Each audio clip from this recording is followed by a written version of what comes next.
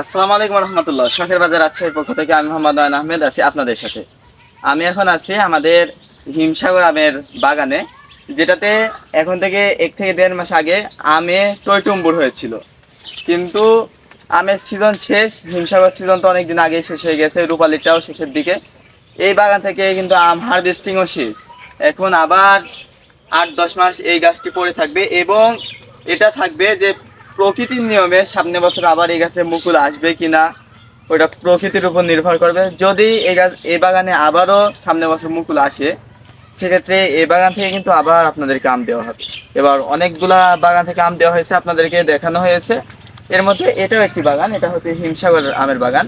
এটা রাজশাহী পুঠিয়া থানা বানেশ্বরে এই বাগানটি আমাদের। তো যে কোনো ধরনের আম, খেজুরের গুড়, সিজনাল পণ্য নেওয়ার জন্য আমাদের শখের বাজার আছে, সঙ্গে থাকুন। আল্লাহ।